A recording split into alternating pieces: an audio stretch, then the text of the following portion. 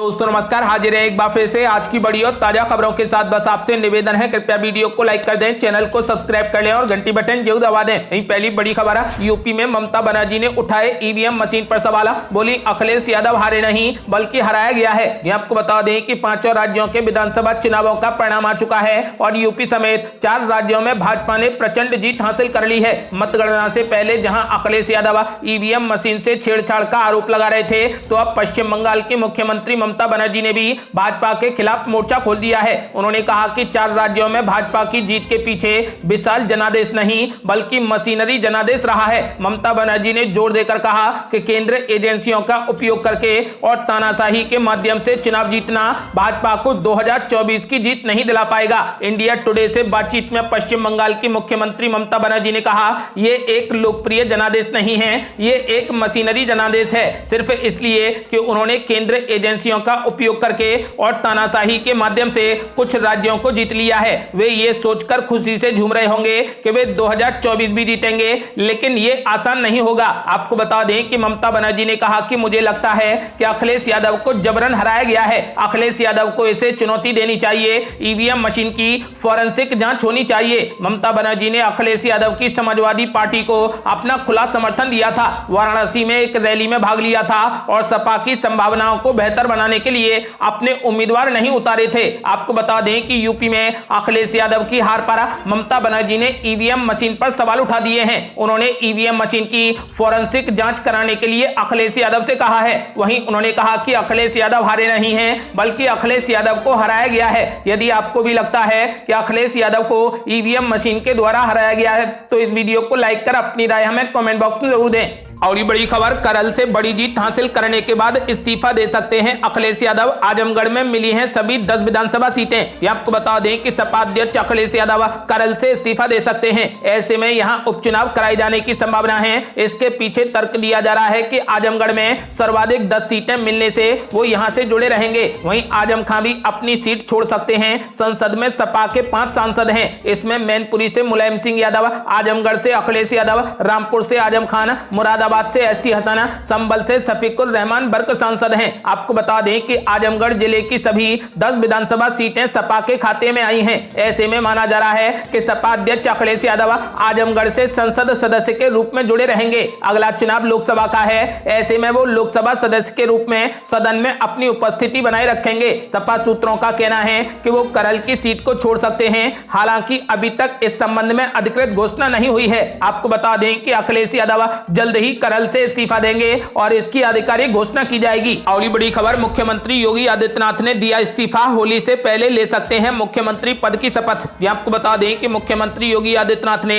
नई सरकार के गठन से पहले परंपराओं को निभाते हुए अपने पद से इस्तीफा दे दिया। मंत्रिपरिषद की बैठक के बाद योगी आदित्यनाथ राज्यपाल आनंदीबेन पटेल से मिलने राजभवन पहुंचे और अपना इस्तीफा सौंप दिया। नई सरकार के गठन से पहले तक योगी कार्यवाहक मुख्यमंत्री के तौर पर काम करेंगे। माना जा रहा है कि होली से पहले वो शपथ ग्रहण कर लेंगे। योगी आदित्यनाथ के नेतृत्व में लड़े गए चुनाव में मिली जीत से उनके नाम पर पहले ही मोहर लग चुकी है। अब विधायक दल की बैठक में नेता चुनने की औपचारिकता पूरी की जाएगी। माना जा रहा है कि दिल्ली में अन्य मंत्रियों के नाम पर मोहर लगेगी। मीडिया रिपोर्ट्स की माने तो 15 मार्च को नई सरकार का गठन हो सकता है। आपको बता दें कि यूपी में बीजेपी गठबंधन ने प्रचंड जीत हासिल की है। बीजेपी ने अकेले 255 सीटों पर जीत दर्ज की है। उसके गठबंधन सहयोगी अपना दल ने 12 और निषाद पार्टी को 6 सीटें मिली हैं। 37 साल बाद प्रदेश में कोई सरकार रिपीट हुई है और योगी दोबारा मुख्यमंत्री बनने जा रहे हैं। इस विधानसभा चुनाव की जीत से न सिर्फ योगी का कद बढ़ा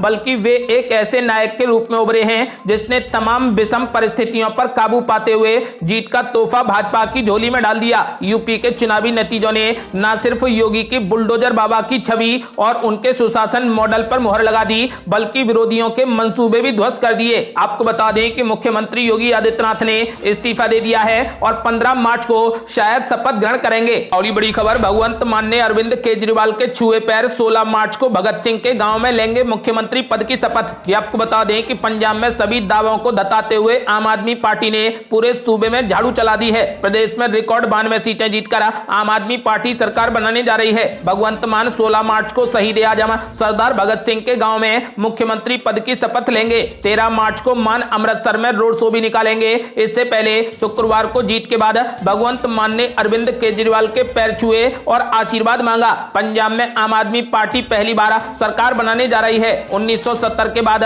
यह पहला मौका है जब कोई बाहरी पार्टी यहां पर सरकार बनाएगी। आम आदमी पार्टी के मुख्यमंत्री चेहरे भगवंत मान 16 मार्च को मुख्यमंत्री पद की शपथ लेंगे। अगली बड़ी खबर, बनारस में ईवीएम मशीन पर बवाल में कसा शिकंजा, 40 नामजद और 600 अज्ञात पर केस दर्ज, वीडियो फुटेज से हो रही पहचान। यह आपको बता दें कि वाराणसी में पहाड़िया मंडी से बीते मंगलवार शाम वाहन की ईवीएम ले जाते समय सपा कार्यकर्ताओं के उग्र प्रदर्शन के दौरान जैतपुरा थाना क्षेत्र के गोलगड्ढा चौराहे पर भी चक्का जाम और तोड़फोड़ की गई थी, जिसमें सार्वजनिक संपत्ति को काफी क्षति हुई थी। जैतपुरा थाना प्रभारी मथुरा राय की तहरीर पर कुल 40 नामजद और 600 अज्ञात पर 7 CLA एक्ट, बवाल, मारपीट, सार्वजनिक संपत्ति समेत कई गंभीर धाराओं में मुकदमा दर्ज कर लिया गया है। थाना प्रभारी की ओर से दी गई तहरीर में आरोप लगाया गया है कि उग्र भीड़ के पथराव से पुलिस की जीप क्षतिग्रस्त हो गई। साथ ही जाम के दौरान एम्बुलेंस फंसे होने से मरीज के जीवन पर भी संकट आ गया था। आपको बता दें कि प्रदर्शन के दौरान कराई गई वीडियो रिकॉर्डिंग के जरिए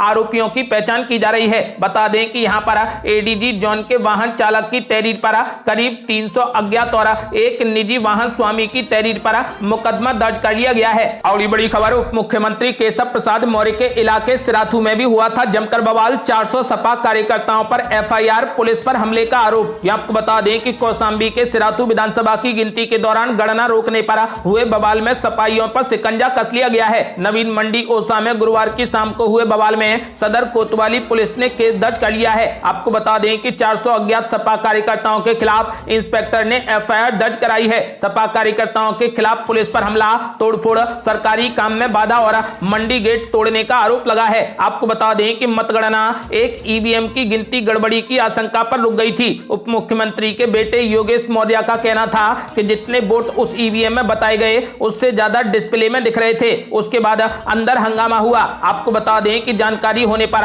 सपा प्रत्याशी पल्लवी पटेल वहां पहुंची थी। मतगणना रुकने पर तमाम तरीके की अफवाह बाहर फैल गई थी। सपा कार्यकर्ता उग्र हो गए थे। भाजपा कार्यकर्ता बाहर निकले तो उनसे झड़प हो गई। पुलिस ने रोकने का प्रयास किया तो सपा कार्यकर्ताओं ने ईंट पत्थर से हमला बोल दिया था। आपको बता दें कि अब 400 अज्ञात सपा कार्यकर्ताओं के खिलाफ केस दर्ज कर लिया गया है। और बड़ी खबर, गोवा में अब मुख्यमंत्री पद के लिए फंसा पेच, खुद प्रमोद सावंत बोले कि अब हाईकमान लेगा फैसला। यह आपको बता दें कि गोवा में बीजेपी ने 20 सीटों पर जीत दर्ज की है, जबकि पूर्ण बहुमत के लिए 21 सीटें चाहिए। आपको बता दें कि पूर्ण बहुमत हासिल करने में बीजेपी मात्र एक सीट से पीछे रह गई। इस पर गोवा के मुख्यमंत्री प्रमोद सावंत ने कहा कि पार्टी आत्ममंथन शुरू करेगी कि वो अपने दम पर बहुमत का आंकड़ा पार करने में विफल क्यों रही, जबकि उसने चुनावों से पहले खुद को 22+ का लक्ष्य रखा था। आपको बता दें कि गोवा विधानसभा में तीसरे कार्यकाल के लिए पार्टी का नेतृत्व करने की ओर अग्रसर प्रमोद सावंत ने कहा कि पार्टी संसदीय बोर्ड के प्रतिनिधियों के आने का इंतजार कर रही है, जबकि शपथ ग्रहण समारोह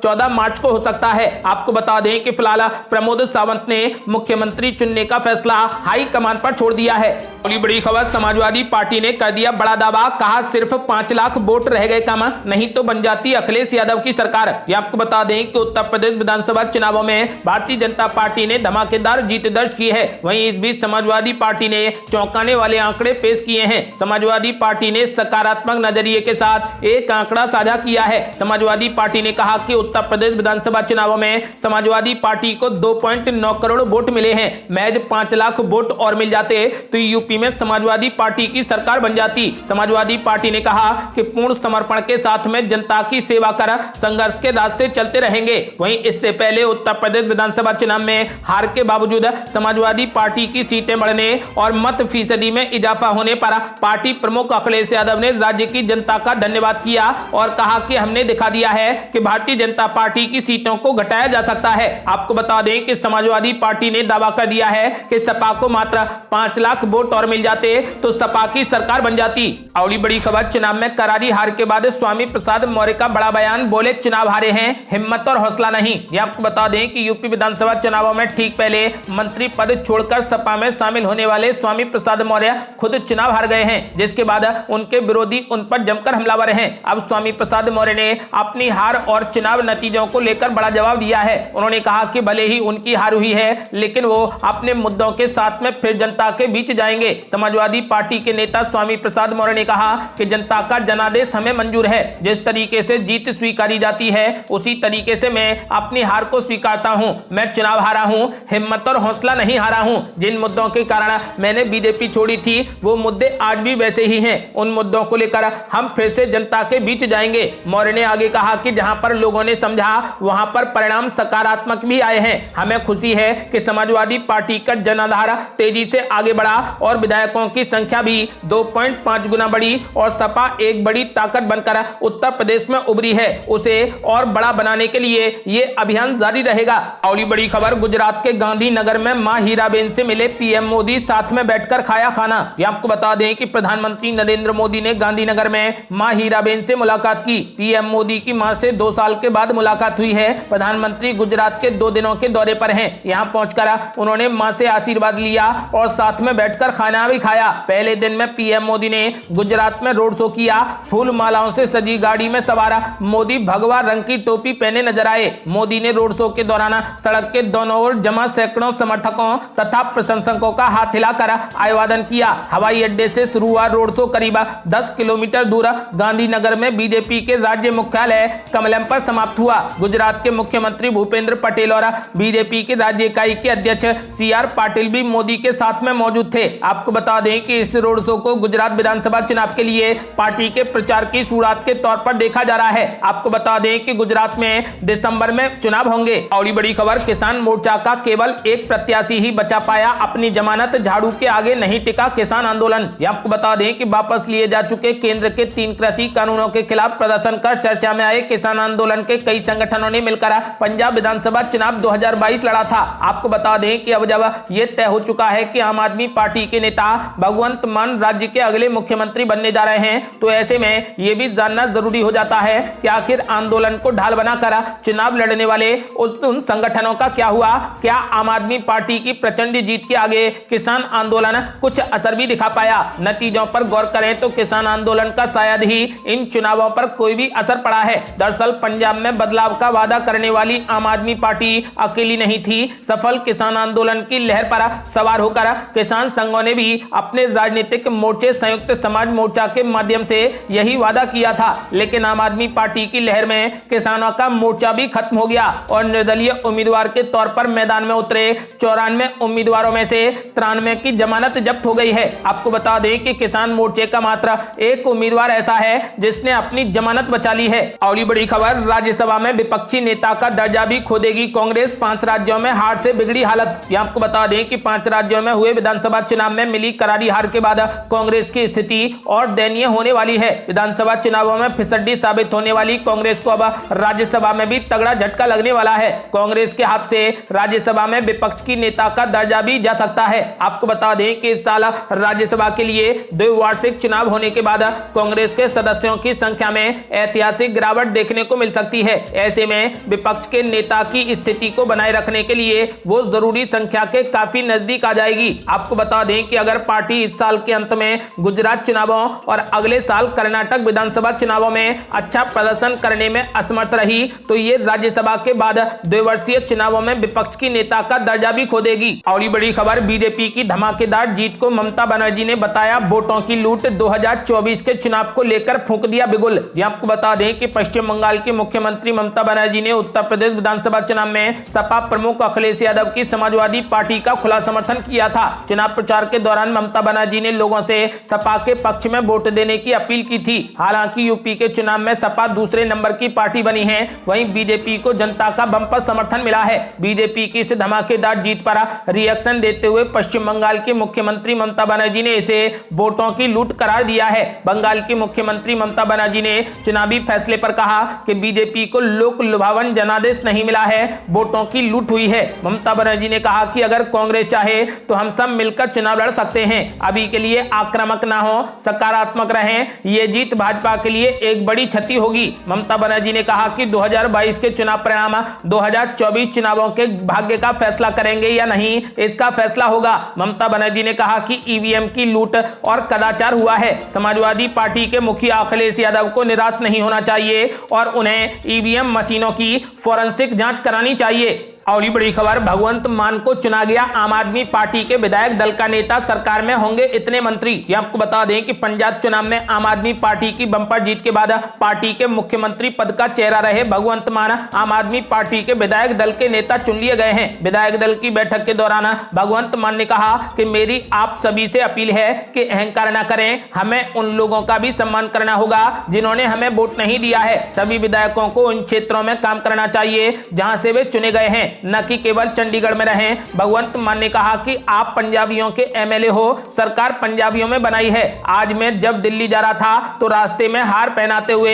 एक आदमी ने कहा कि मान साहब, हमें इज्जत ही नहीं दी किसी ने, हमें वहां जाकर काम करना है जहां जाकर वोट मांगे हैं। जीतकर ये नहीं कहना कि चंडीगढ़ आओ, सरकार पिंडों से वार्डों से चलेगी। आपको बता दें कि भगवंत मान अब विधायक दल के नेता चुन लिए गए हैं और जल्द ही मुख्यमंत्री पद की शपथ लेंगे। ये थी अब तक की बेहद बड़ी खबरें। यदि आप भी मानते हैं कि आम आदमी पार्टी ने कमाल किया है तो इस वीडियो को लाइक कर अपनी राय हमें कमेंट बॉक्स में जरूर दें। यदि आपने अभी तक हमारे चैनल को सब्सक्राइब नहीं किया है तो कृपया चैनल को सब्सक्राइब कर घंटी बटन जरूर दबा दें। जल्दी मिलते हैं बड़ी अपडेट के साथ, तब तक के लिए जय हिंद, जय भारत।